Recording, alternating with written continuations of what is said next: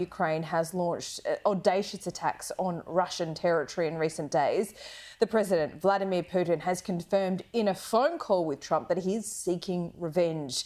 The US president has described the conversation as good, but concedes it was not one that will lead to immediate peace. It was an attack that left 7 dead and dozens injured. A bridge in Russia's Bryansk region blown up as a passenger train passed underneath. Ukraine hasn't commented on it, but Moscow says Kyiv's to blame. And now, 4 days later, Vladimir Putin's given his first response. The Kyiv leadership has moved on to organising terrorist acts, and at the same time they're asking to suspend hostilities for 30 or even 60 days, asking for a meeting at the highest level. But how can any such meetings be conducted in such circumstances?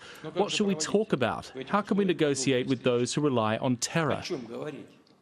It's exactly what Ukraine said of Russia for the past 3 years, but no mention of that.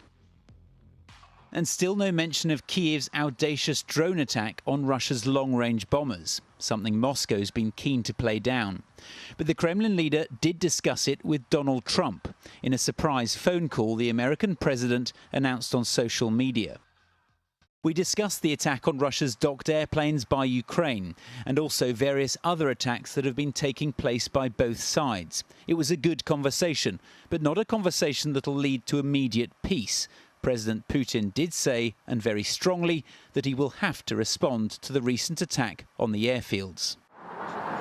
Moscow said the call focused on Ukrainian attacks on Russian civilians. It's barely a week since Donald Trump called Vladimir Putin crazy for a series of Russian attacks on Ukraine. But now the attacks have been coming in the opposite direction.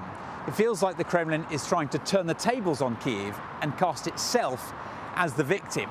The aim, I think, is to make Donald Trump believe that Russia has the right to respond. And as for how Russia might respond, there was this ominous warning. We demand that both London and Washington react in a manner that will stop this cycle of escalation. So how will Russia respond? Are all options on the table, or can you rule out a nuclear response? This is a question to our military people and our Supreme Commander. I am not in a position to speculate. All options are on the table, that's right.